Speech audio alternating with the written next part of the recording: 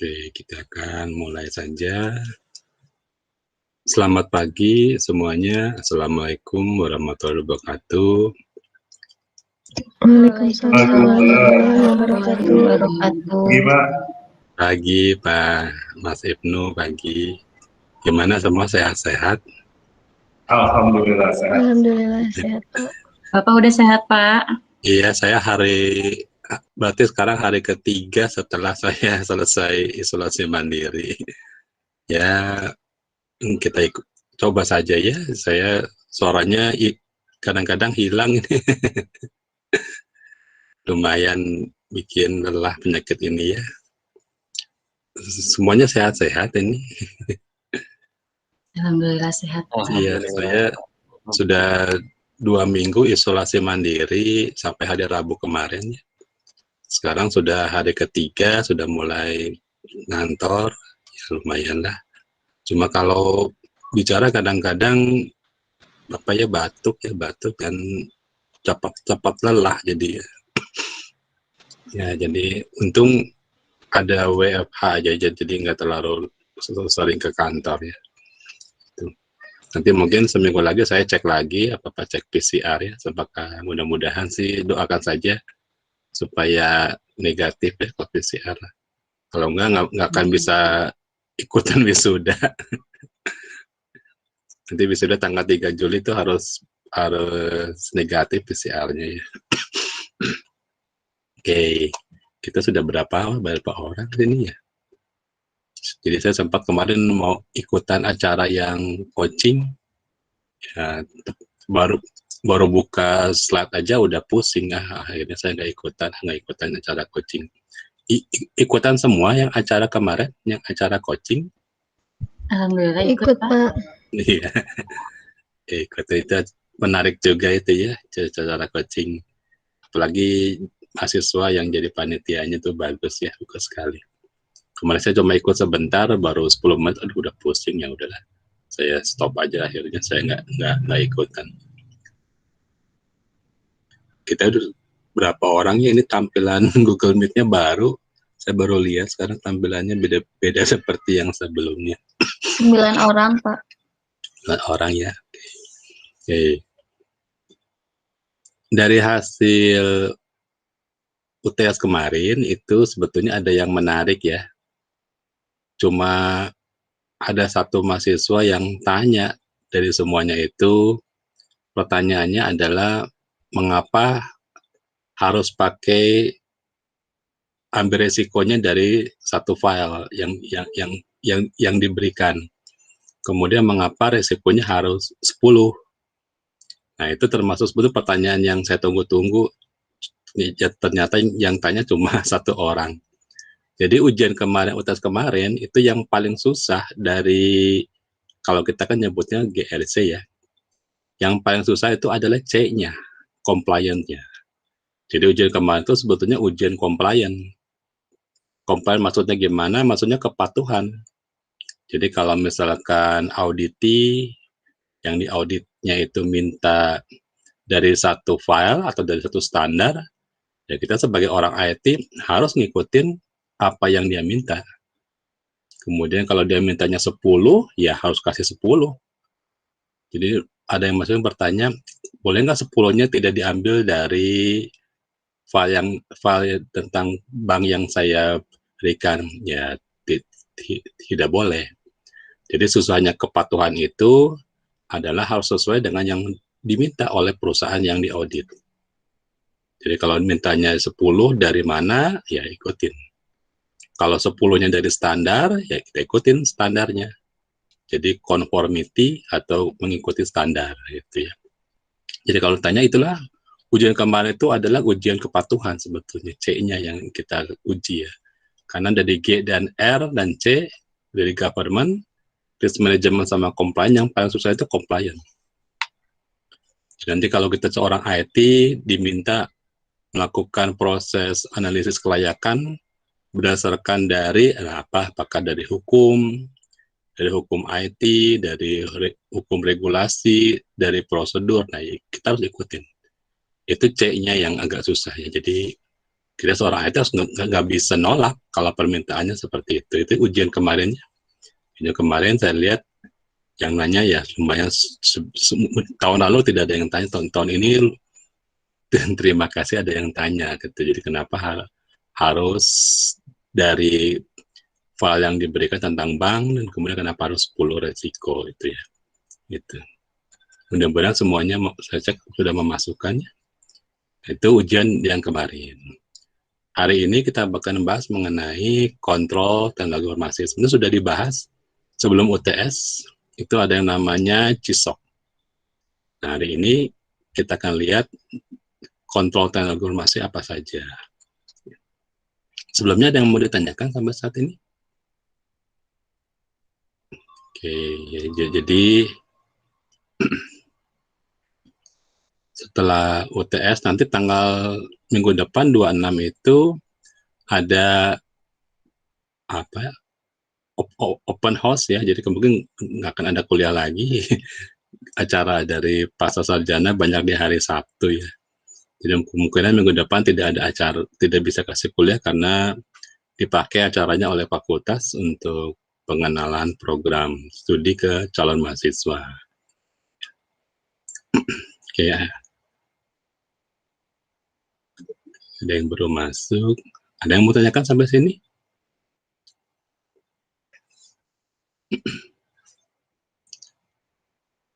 Ada yang bermasalah nggak pada saat UTS kemarin? Misalkan nggak mengumpulkan di mata kuliah lain, di dosen lain, ada tidak?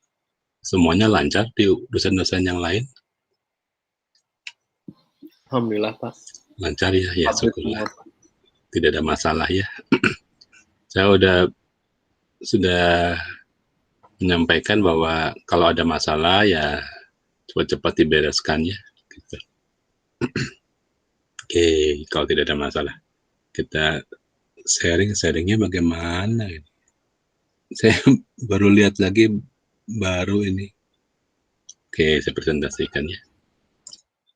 Kita mungkin tidak lama, mungkin saya ya sekuatnya lah sampai apa ya?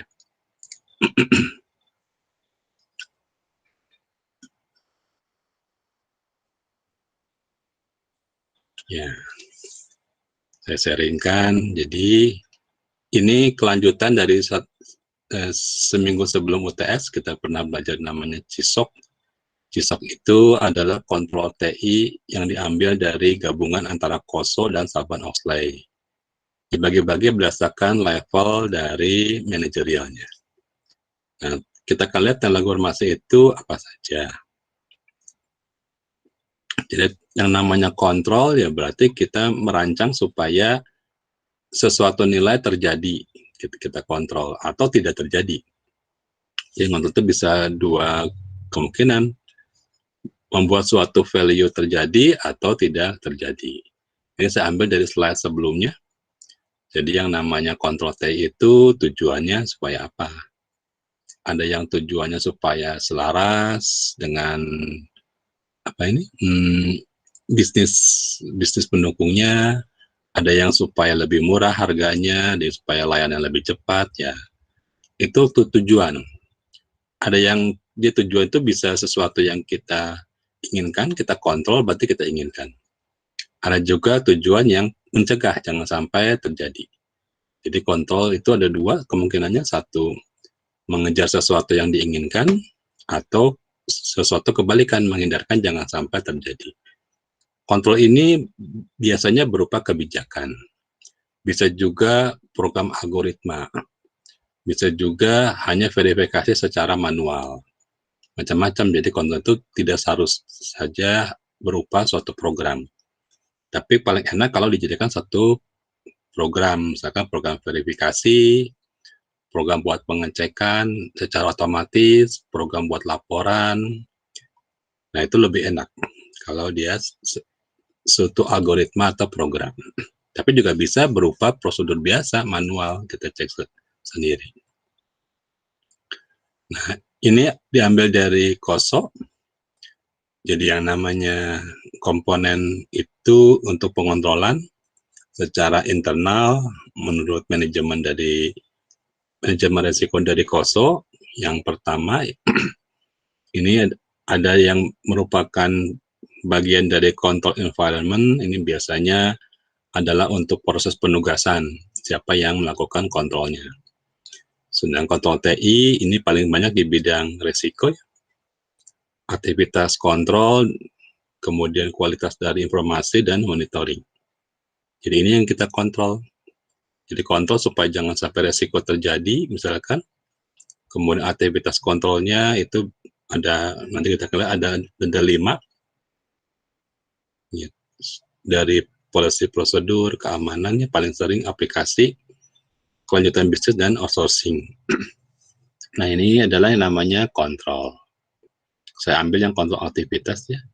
Ini kontrol aktivitas itu, terus kontrolnya seperti ini.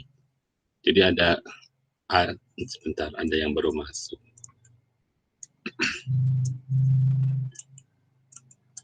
Siapa ini baru? Oh, Reza, ya. Oke, Mas Reza, selamat datang. Oke. Ini jadi ada yang namanya kontrol, ada aktivitasnya, kemudian ada sasaran kontrol. Jadi biasanya kalau di yang baru sekarang mendengar namanya kontrol teknologi informasi, biasanya ada 3.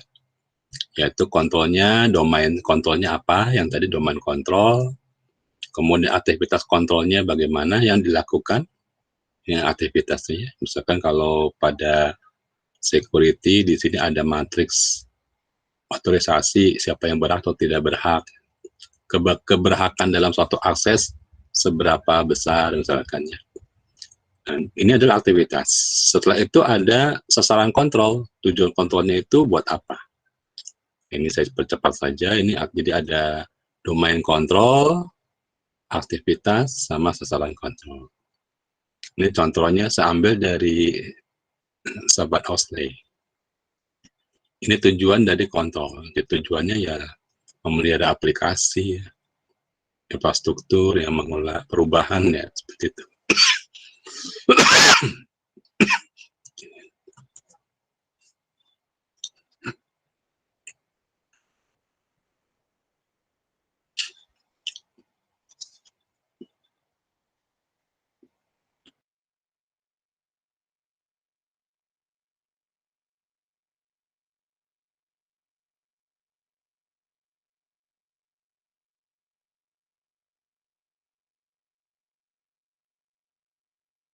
Tidak susah ya kalau di dalam informasi itu atau informasi yang namanya pengontrolan seperti itu. Nanti kita akan lihat di sini. Sasaran kontrol ini bisa juga kita ambil dari COVID. Ya tergantung kita mau pakai yang mana. Kalau pakai COVID lebih banyak pakai COVID ya. Di sini ada yang paling sering kekuatan dari sobat Osley itu adalah mengelola konfigurasi. Jadi kalau kita merancang satu sistem, ada konfigurasi, misalkan konfigurasi dari jaringan, konfigurasi dari proses kecepatan, bandwidth, konfigurasi dari menggunakan server mana, bagaimana networkingnya, konfigurasi dari sistem database-nya yang mana. Nah ini biasanya itu yang paling terkenal dari sahabat Osley, yaitu manajemen konfigurasi dan manajemen terjadinya insiden. Insiden ini sesuatu yang sudah kita catat, resiko-resiko yang sudah kita kuasai. Ini insiden. Kalau insidennya bertambah besar, namanya eskalasi. Jadi di dalam sistem layanan, insiden itu akan berubah menjadi eskalasi kalau perubahan kejadian insidennya terlalu sering, frekuensinya terlalu sering. Itu namanya eskalasi. Ini biasanya kontrol itu merancang supaya dalam daerah toleransi masih bisa kita kontrol. Kalau terjadi eskalasi, nah dilihat apakah toleransinya sudah terganggu atau belum. Kalau sudah terganggu, berarti eskalasinya tidak bisa kita kontrol. Seperti itu ya. Ini tipe-tipe kontrolnya, ada yang namanya, ini sudah saya bahas di kemarin di CISOC ya, nanti lihat lagi di pemetaan COVID ke KOSO dan PCOB. Itu ada namanya tipe kontrolnya, tipe entity, level entity, ada tipe aplikasi, ada juga tipe kontrol umum. Ini sudah saya bahas dilihat lagi di kuliah sebelumnya yang ada gambar prisma. Di situ ada yang tipe kontrolnya entity, ini mengenai kebijakan, strategi, mengenai aktivitas resiko, dan biasanya kita merancang untuk quality assurance dan quality control. Sedangkan untuk bagian aplikasi, misalkan ini adalah level bagian menengah, itu ada kontrol aplikasi dan kontrol dari umum, secara umum. Ini merupakan teori, ini saya merupakan kelanjutan dari kuliah yang ke-7 ya. Nah, supaya tidak sukar, nah contohnya ini contoh-contoh jenis kontrol T yang dilakukan. Ini silahkan lihat ya, amati. Misalkan yang pertama adalah yang disebut dengan sistem generated report. Ini akses ke program dan data. Kita rancang supaya akses ke program data itu sesuai dengan kebijakan dan prosedur. Sesuai dengan keterbatasan yang diberikan kepada pengguna. Jadi setiap pengguna, kalau penggunanya hanya sebagai pengguna biasa, ya dibatasinya sesuai aksesnya. Kalau penggunanya adalah seorang admin, ya tentunya aksesnya berbeda dengan orang biasa. Di sini ya, di sini ada beberapa proses kontrol, misalkan mereview akses siapa secara periodik, siapa saja yang melakukan akses kepada sistem. Kemudian nanti ada juga logbooknya, jadi ketahuan siapa yang akses di sini. Ada juga keterbatasan menggunakan password, ya, jadi sesuai dengan passwordnya, jangan sampai passwordnya terbuka. Ada akun-akun yang memiliki privilege tertentu, akses kepada fisikal tertentu, akses kepada server, ya, jadi dibatasi, ini contoh kontrolnya. Jadi sesuai dengan skemanya. Kalau perlu pakai enkripsi, kalau perlu ditambahkan autentifikasi dari sistem. Nah, setiap akses itu dapat dibaca oleh audit, oleh seorang auditor, siapa saja yang akses. Ya tidak boleh tidak ada jejaknya. Di dalam kontrol TI, setiap orang yang masuk ke sistem itu harus punya jejaknya, apa yang dia lakukan. Gitu. Tapi tidak berarti kalau sistem terkena virus, itu berarti orang terakhir yang akses, tidak berarti. Karena kalau virus itu kan tidak ditentukan oleh akses, kadang-kadang dia bisa jalan sendiri pada waktu yang sudah ditetapkan. Misalnya beberapa virus yang jenisnya worm itu bisa jalan tidak dipengaruhi oleh akses. Akses ini mencatat kalau terjadi perubahan, siapakah yang merubah, siapa yang masukkan data, jadi ada logbooknya sendiri ya di sini. Jadi kita tahu siapa yang terakhir yang melakukan pergantian data, misalkan di sini. Yang kedua di sini mengenai change management, perubahan dan pengembangan program. Setiap perubahan itu harus disimulasi. Jangan sampai perubahan tersebut tidak bisa kita prediksi kemungkinan perubahannya. Nah, slide ini ya. Kontrol perubahan termasuk kontrol yang paling sukar. Jadi setiap manajemen perubahan itu kita lakukan dengan cara mensimulasikan di tempat yang lebih kecil.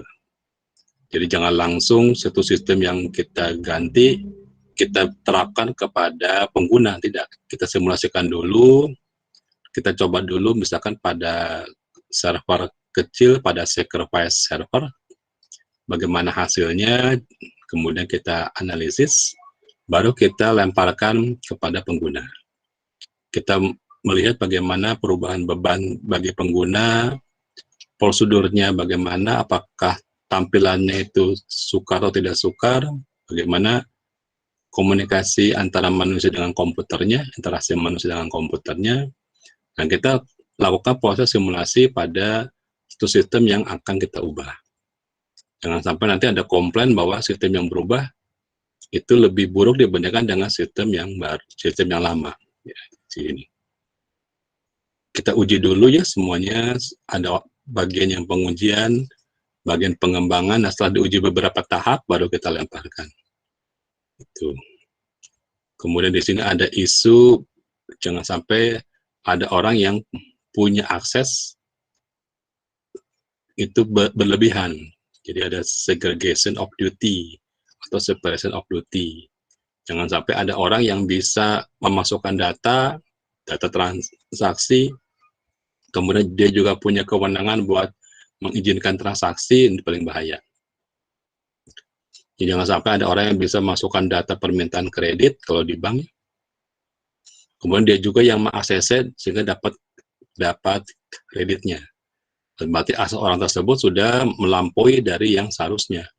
Dia punya akses memasukkan data, mengizinkan data, bahkan bisa meng-approve suatu data. Berarti itu tidak ada pemisahan dari tanggung jawab. Segregation of duty-nya lemah. Ini yang paling sering terjadi pada fraud. Jadi kalau ada misalkan begini ya, contohnya, kita di universitas itu ada permintaan untuk memberikan beasiswa dari yayasan. Jumlahnya 20 orang, tetapi yang baru masuk 19 orang. Nah, yang 19 orang ini sudah kita tes, sudah kita uji, sudah kita sesuaikan dengan persyaratan penerima beasiswa.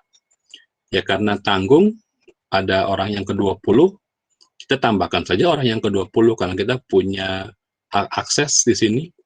Orang yang ke-20-nya itu belum dicek bagaimana kesyaratannya memenuhi beasiswa. Akhirnya diajukan 20 orang dengan 19 orang sesuai dengan syarat, yang satu kita tambahkan sendiri. Nah, itu sudah termasuk kepada fraud. Jadi memasukkan data yang levelnya berbeda atau tidak sesuai dengan persyaratan. Mengapa bisa ya? Karena orang tersebut memiliki kewenangan yang penuh. Tidak ada pemisahan atau segregation of duty. Itu paling bahaya ya. Jangan sampai kalau di kampus terjadi seperti itu. Kemudian ada configuration chain, perubahan setiap saat kita catat konfigurasinya, supaya kalau terjadi masalah kita bisa lihat konfigurasi yang mana yang baik ya. Konfigurasi ini bisa berupa jalur dari router, bisa konfigurasi dari akses, siapa saja yang berhak di sini, konfigurasi orang-orang tertentu yang mengawal suatu sistem. Ada juga emergency chain, jika terjadi suatu masalah pada sistem yang baru, nah bagaimana setidaknya kita bisa kembali kepada sistem yang lama. Ternyata yang baru itu harus ditarik misalkan, karena banyak merugikan, atau banyak hal yang tidak bisa kita kontrol, dan kita kembali ke emergency chain, perubahan daruratnya. Pengontrolan data migrasi, dan juga ada pengujian dari setelah satu sistem diimplementasi. Nah, orang TI setelah S2 itu pekerjaannya agak berat ya. Setelah selesai dia harus mengecek bagaimana implementasinya, apakah sesuai dengan dirancang atau tidak. Ini biasanya merupakan analisis Kanban. Kanban itu mengecek implementasi dari suatu sistem informasi.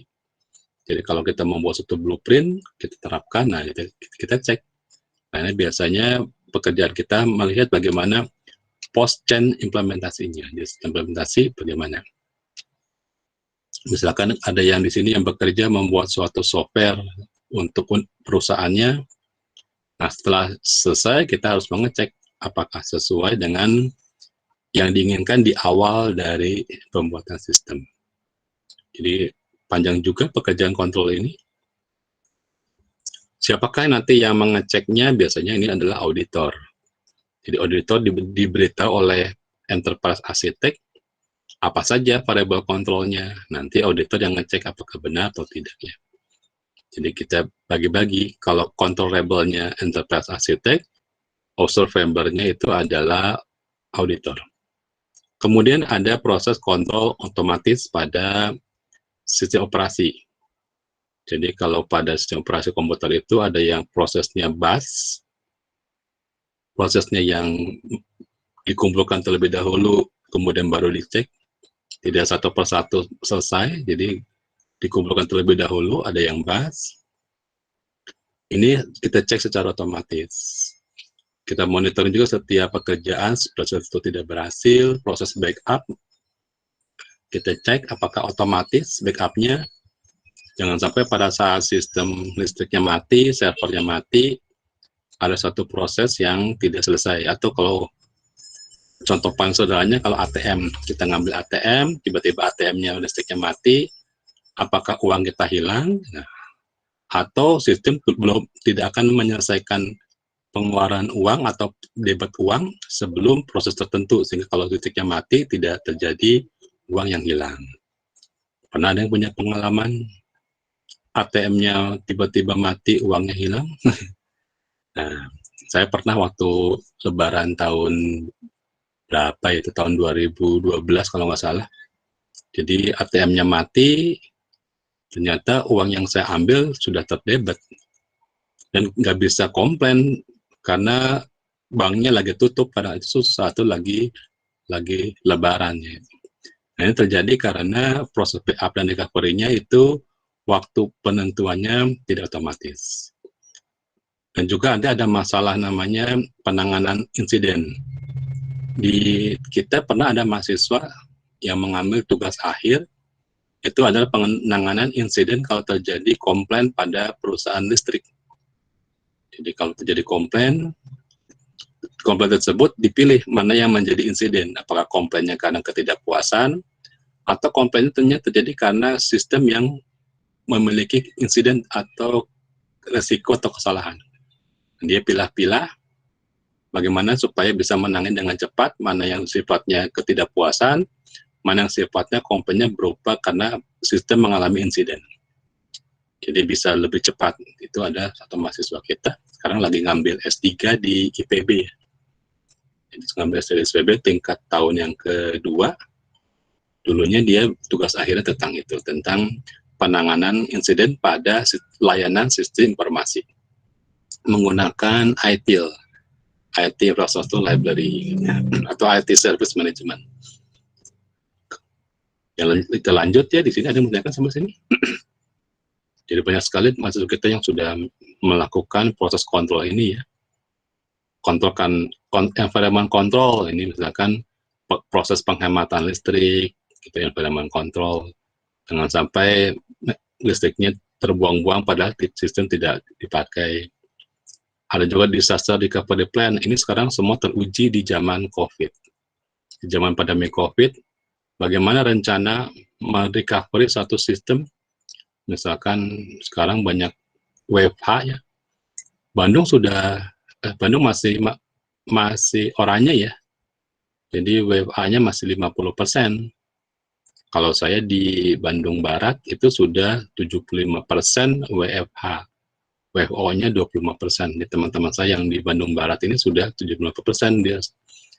Nah, itu tidak mudah bagi beberapa perusahaan, ya, tidak mudah berubah paradigmanya dengan adanya pandemi.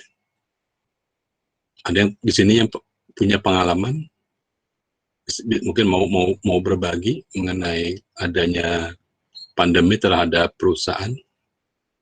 Di saya banyak sekali perusahaan pabrik di saya itu banyak pabrik ya. Di daerah Bandung Barat itu banyak pabrik. Mereka tidak mudah melakukan WFH ya, WFH tidak mudah. Kemudian sistem juga harus diremote, dikelola dari jarak jauh. Banyak sistem di dalam pabrik itu yang tidak bisa diremote. Operatornya harus datang ke pabrik. Jadi disaster recovery plan-nya itu mengubah budaya, mengubah cara. Nah, itu tidak mudah ya. Secara teori ya kelihatannya enteng-enteng saja, tetapi secara praktek disaster recovery plan itu sekarang teruji. Atau ada juga yang disebut dengan business continuity plan. Oke, saya ingin mendengar suaranya, mungkin ada yang mau ditanyakan di sini. Saya harus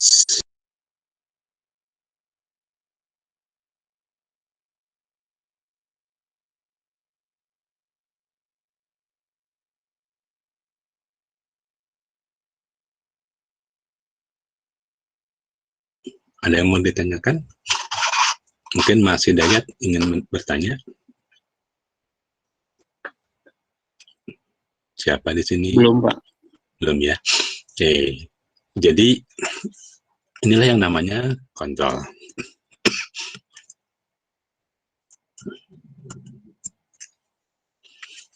Kemudian kalau orang informatika itu ada namanya path management. Jadi kalau kita mengubah suatu sistem secara mikro ya, itu kita ganti softwarenya. Nah ini harus pakai manajemen paths. Audit log ini merupakan setiap kegiatan kita ada jejaknya supaya auditor bisa membaca apa yang sudah terjadi pada proses otomatis ini. Oke, terakhir adalah mengenai outsourcing. Bagaimana memindahkan risiko kepada pihak ketiga. Pihak ketiga membantu kita melayani risiko. Oke. Jadi di sini outsourcing itu membantu kita menjamin ya, di sini menjamin supaya keamanan pada pelanggan yang mempergunakan layanan ini aman. Kita harus lihat jangan sampai kita terlalu percaya kepada pihak ketiga. Outsourcing yang membantu kita membuat sistem, jangan sampai sistem kita tergantung dari outsourcing. Jadi kita tidak bisa mengembangkan sendiri. Kita lihat service level agreement-nya. Sejauh mana outsourcing tersebut jangan sampai dia mendominasi, kita tidak bisa mengubah sistem dengan mudah. Outsourcing kalau bisa hanya membuat sistem dasar, sedangkan sistem aplikasinya kita bisa buat sendiri. Gitu ya. Apakah outsourcing hanya memberikan software atau dia benar-benar memegang penuh proses pengembangan suatu software, itu agak susah. Biasanya kalau outsourcing-nya yang kita minta hanya membuat program-program tertentu. Jadi saya pernah ada sistem yang outsourcing-nya membatasi penggunanya cuma 500 orang. Pada saat penggunanya lebih dari 500 orang, ya kita nggak bisa mengubah sistemnya langsung mati, langsung error. Padahal kan itu secara teori kita tidak bisa membatasi yang namanya data. Tapi karena orang Indonesia pintar ya, jadi datanya dia dibatasi supaya penggunanya cuma 500.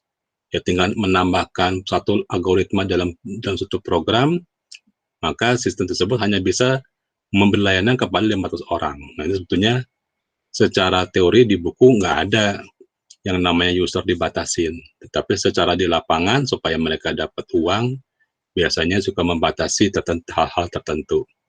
Atau mereka membatasi yang namanya service layanan akses.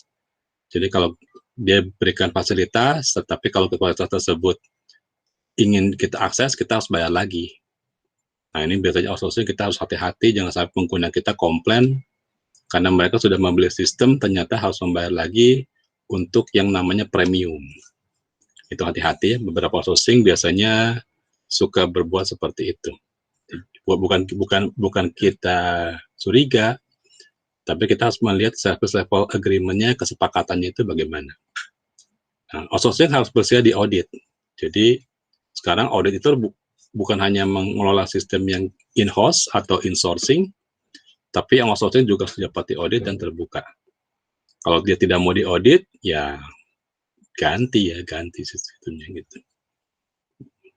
Banyak sekali program-program satu perusahaan itu gagal ya karena kita hanya melepaskan resiko kepada outsourcing, tapi kita tidak mengawal, tidak kita kontrol layanan yang diberikan oleh outsourcing.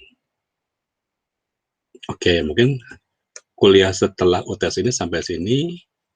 Bentar, saya matikan dulu. Nanti silakan ada yang dibaca atau dilihat ya. Itu ada, bentar, saya kembalikan dulu. Ada yang dibaca mengenai kontrol pada manajemen basis data. Nanti saya berikan, kira-kira saya upload, nanti otomatis jam 1 muncul. Itu adalah kontrol pada manajemen basis data. Dan juga ada PDF-nya yang isinya mengenai bagaimana mengolah dari suatu basis data, bagaimana kontrolnya.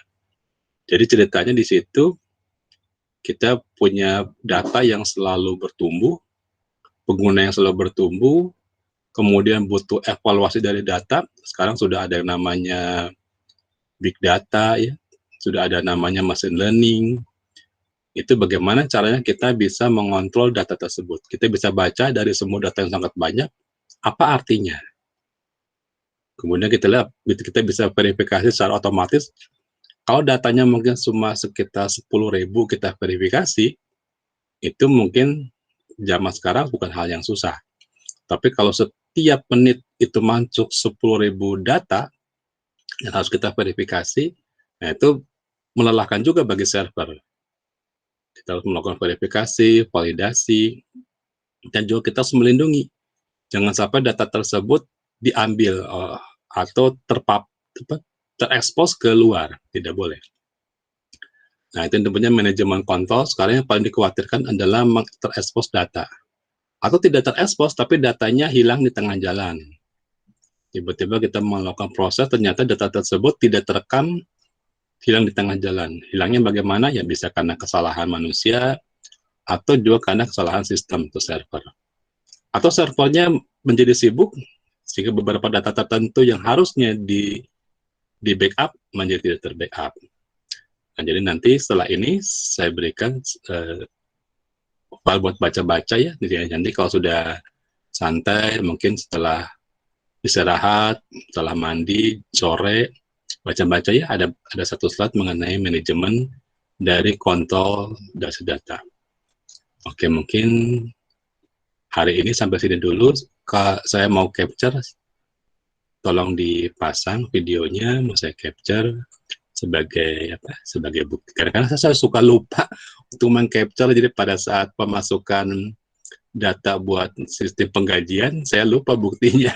Kadang-kadang saya suka lupa, ya terlalu asik ya. Tuh. Oke, saya capture dulu. Siapa yang saya tunggu sebentar, tolong dipasang.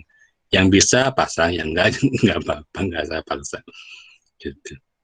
Ini perlunya buat saya, supaya pada saat penggajian ada bukti gitu ya. Oke. Next. Saya hitung ya. 1, 2, 3. Oke. Satu slide lagi, sebentar.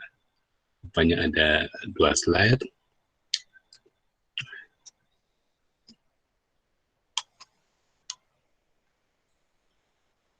Ya, 1, 2, 3. Oke. Sebetulnya saya sudah pengen sekali tatap muka ya. Saya ingin tahu ya orangnya siapa, bagaimana posturnya gitu ya. Cara ngomong gimana. Aduh.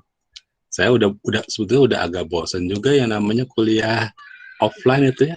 Kadang-kadang ketemu sama orang itu ada rasa puas ya, Tahu gimana cara mereka bicara, cara berpikir. Ya, itu satu kesenangan buat saya. Kadang-kadang kalau saya ujian pun yang saya lihat itu bagaimana cara dia menjawab, bukan jawabannya yang saya lihat. Ya, kalau jawabannya saya percayalah mahasiswa S2 jawabannya pasti bagus. Cuma cara dia menjawabnya itu bagaimana, gitu. Cara dia menulis seperti apa. Sekarang saya nggak bisa lihat cara tulisan tangan, saya nggak bisa lihat.